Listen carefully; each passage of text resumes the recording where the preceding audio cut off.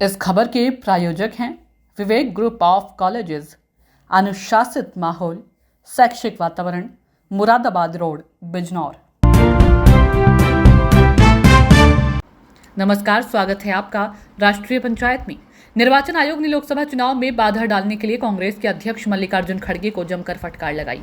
आयोग ने उनके बयानों को चुनाव संचालन के महत्वपूर्ण पहलुओं पर आक्रामकता करार दिया। चुनाव आयोग ने कहा कि मतदान से जुड़ा डेटा जारी करने के संबंध में कांग्रेस के आरोप निराधार हैं। इससे स्वतंत्र और निष्पक्ष चुनावों को कराने में भ्रम पैदा होता है। आयोग ने कहा कि ऐसे बयानों से चुनाव में मतदाताओं की भागीदारी पर नकारात्मक प्रभाव पड़ सकता है। राज्य में बड़ी चुनाव मशीनरी इससे हतोत्साहित भी हो सकती है। खड़गे ने 7 मई को इंडी गठबंधन के नेताओं को पत्र लिखा था। पत्र में चुनाव आयोग द्वारा जारी किए गए मतदान के आंकड़ों पर सवाल उठाए थे। उन्होंने कथित धांधली का आरोप भी लगाया था।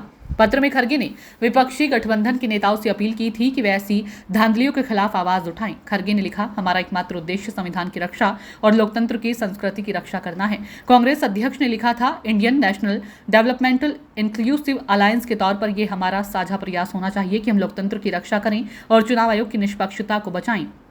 खड़गे ने मतदान प्रतिशत के आंकड़ों में हुए फेरबदल पर सवाल उठाते हुए आरोप लगाया कि अंतिम नतीजों में फेरबदल करने की कोशिश हो सकती है। खड़गे ने कहा कि हम सभी जानते हैं कि पहले 2 चरणों में मतदान के रुझानों को देखते हुए पीएम मोदी और भाजपा परेशान है। पूरा देश जानता है कि तानाशाही सरकार सत्ता के नशे में चूर है और अपनी कुर्सी बचाने के लिए किसी भी हद तक जा सकती है। दरअसल लोकसभा चुनाव के 2 चरणों के मतदान प्रतिशत और डेटा साझा करने में हुई देरी पर विपक्षी पार्टियां सवाल उठा रही है। पहले 2 चरणों में मतदान प्रतिशत कम रहा। हालांकि चुनाव आयोग ने मतदान के कई घंटे बाद मतदान प्रतिशत के नए आंकड़े जारी किए, जिसमें मतदान प्रतिशत में 5 से 6% की बढ़ोतरी की गई। इस विपक्षी दलों ने सवाल उठाया है कि आंकड़े जारी करने में इतनी देरी क्यों लगी। विपक्ष ने चुनाव में धांधली का आरोप लगाया।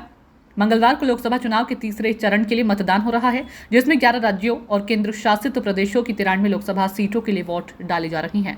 न्यूज डेस्क, राष्ट्रीय पंचायत।